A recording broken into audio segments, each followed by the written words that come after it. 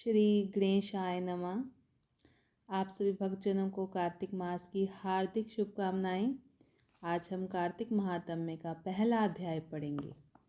नैमिषारण्य तीर्थ में श्री सूत जी महाराज 88,000 शौनकादिक ऋषियों से बोले, अब मैं आपको कार्तिक मास की कथा विस्तार से सुनाता हूँ, जिसे सुनकर मनुष्य सब प्रकार के पापों से छूटकर अंत में वैकुंठ को प्राप्त होता है। सूत जी बोले, श्री कृष्ण जी से आज्ञा लेकर देव ऋषि नारद के चले जाने पर सत्यभामा प्रसन्न होकर लक्ष्मीपति भगवान से कहने लगी, हे नाथ, मैं धन्य हुई, मेरा जीवन सफल हो गया।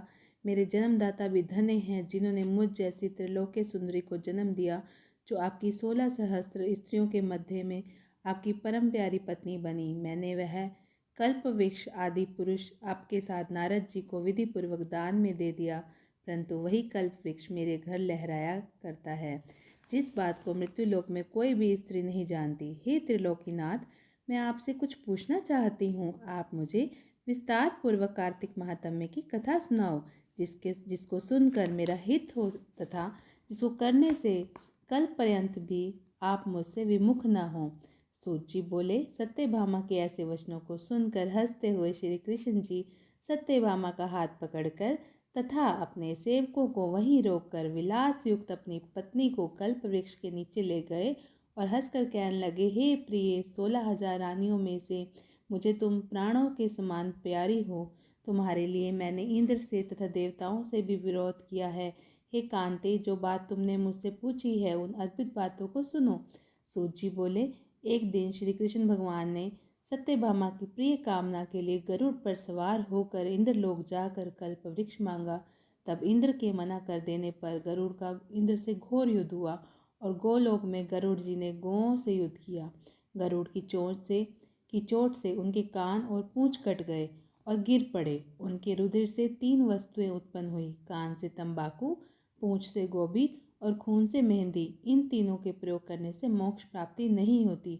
तब गौओं ने भी क्रोध में भरकर गरुड़ को मारा, जिससे उनके 3 पंख टूटकर गिरे। इससे पहले पंख से नीलकंठ, दूसरे से मोर, तीसरे से चकवा चकवी उत्पन्न हुए। हे प्रिय, इनके दर्शन मात्र से ही शुभ फल की प्राप्ति होती है। यह सुन सत्यभामा बोली, हे प्रभु, मैंने पिछले जन्म में कौन कौन से दान, व्रत व जप नहीं किए हैं, मेरा कैसा स्वभाव था तथा मैं किसकी पुत्री थी और मुझे मृत्युलोक में जन्म लेना पड़ा। मैंने ऐसा कौन सा शुभ कर्म किए जिससे आपकी अर्धांगिनी हुई। कृष्ण बोले, हे प्रिय, जो तुमने पूर्व जन्म में शुभ कर्म किए थे, विस्तार पूर्वक कहता हूँ। पूर्व समय में सतयुग के अंत में मायापुरी में अत्रि गोत्र में देव शर्मा नाम का एक ब्राह्मण वेद वेदांत का जानने वाला रहता था। वह रोज अतिथियों की सेवा, हवन और सूर्य भगवान की पूजा किया करता था। उसका तेज सूर्य के समान तेजस्वी था। उसकी वृद्धावस्था में गुणवती नाम की कन्या हुई।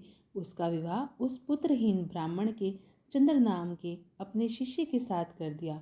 चंद्र को अपने पुत्र के समान मानता तथा चंद्र भी उसे अपने पिता के समान सम्मान देता था। एक दिन वे दोनों कुश और समिधा लेने के लिए वन में गए। हिमालय की तलहटी में भ्रमण करते हुए उन्होंने एक राक्षस को आता हुआ देखा। उस राक्षस के भय के मारे उसके सब अंग शिथिल हो गए और भागने की सामर्थ्य भी नहीं रही।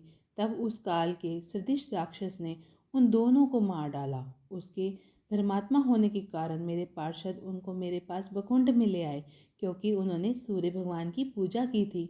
उस कर्म से मैं दोनों पर अति प्रसन्न हुआ। शिव, सूर्य, गणेश जी, देवी, इन सब देवताओं की पूजा करने वाले सब स्वर्ग को प्राप्त होते हैं। मैं एक होता हुआ भी काल और कर्म के भेदों से 5 प्रकार का होता हूँ। जैसे एक देवदत्त, पिता, भ्राता आदि के नाम से बोला जाता है। जब वह दोनों विमान पर चढ़े हुए सूर्य के समान तेजस्वी रूपवान, चंदन और माला धारण किए हुए थे और मेरे भवन में आए तो दिव्य भोग भोगने लगे।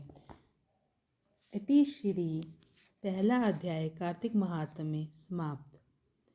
यदि आप रोज ऐसी अध्याय सुनना चाहते हैं और कार्तिक मास में का महत्व लेना चाहते हैं, तो आप इस चैनल को सब्सक्राइब करें और वीडियो